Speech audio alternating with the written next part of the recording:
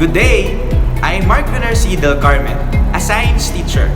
And welcome to Congressional Integrated High School, the home of Laro ng Lahi based activities in mechanics.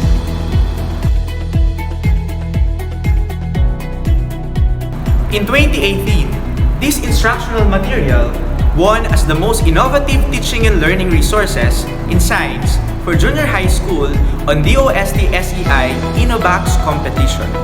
Laro ng Lahi, which are Filipino indigenous games, were used as main activity to teach mechanics concepts. Through the Innobox, set of materials needed for 8 Laro ng Lahi based activities in mechanics are put together in one box. Accompanying activity book is also refined for use of junior high school students. The Laro ng Lahi used and the physics concepts taught are as follows. Damba for distance and displacement. Hilahang lubid and translational equilibrium. Tumbang preso and law of inertia. Luksong baka and kinetic and potential energy. Sipa and acceleration due to gravity. Shuttle and projectile motion. Hole and elastic collision. Patintero and balance and stability.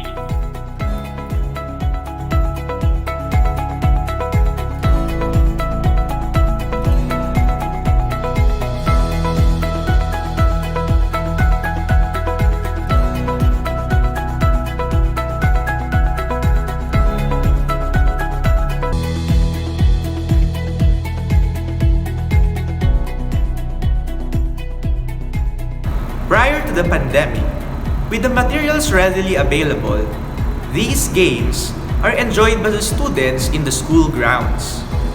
While playing, students gather data, and after the game, they will answer the guide questions, do reflections, and discuss as a class with their teacher. However, our new learning modalities are significantly different from the previous setup. Without face-to-face interaction, unavailable school vicinities and materials, and no classmates and teachers to play with, is it still possible to perform such activities? The answer should be yes.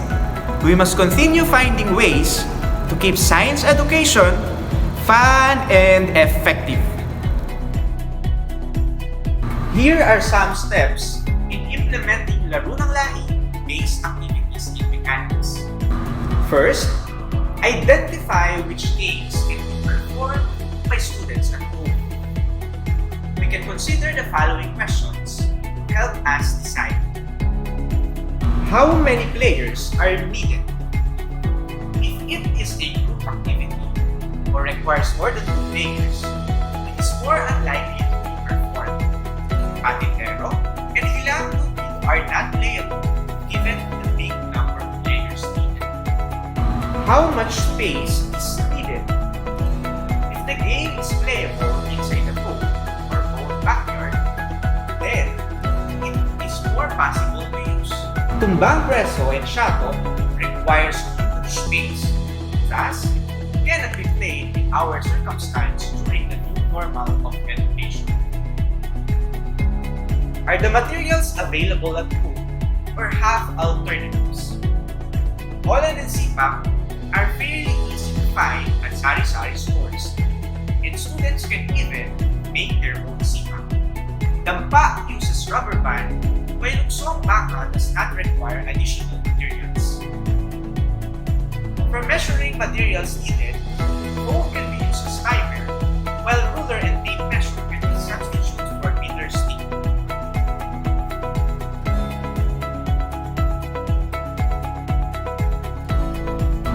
Now that we are able to identify games or possible to use, let's see how we can succeed in implementing such activities in the current setup. Second, recall how each game will be integrated in the learning process. Each Laro ng Lahi game are designed to be used on different parts of 5E's learning process.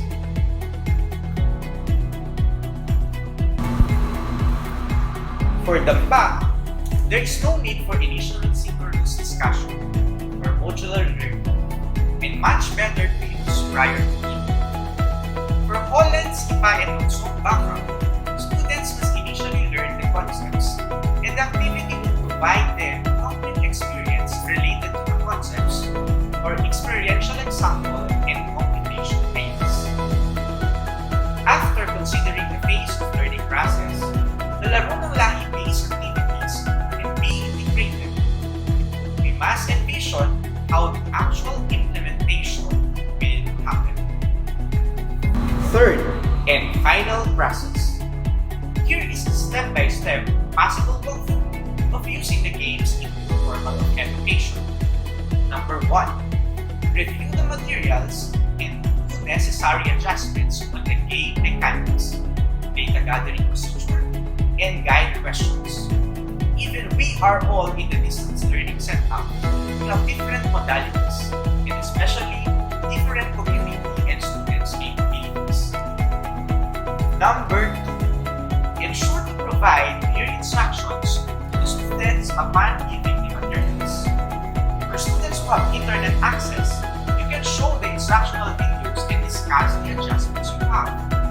For students who cannot watch the videos, provide additional written and illustrated elaboration or commentary on the material itself.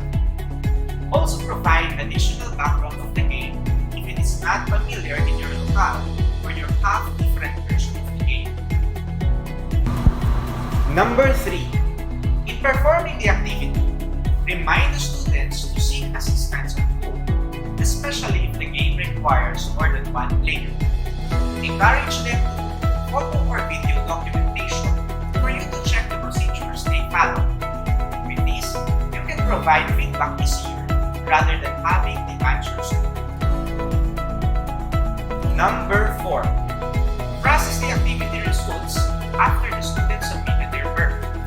If synchronous session is possible, allow the students to discuss their work and provide clarifications if needed. For a synchronous session, examine students' answers carefully and check for misconception. Other than that, provide needed feedback. Hope you have learned something from this video presentation. The next thing to do is to try implementing the activities. Let us keep the learning process fun and interesting for our students. Our Laro ng Lahi must also survive this pandemic. We must promote them, especially now that the young generation cannot play together physically. Continue innovating and make things possible for our students and science education.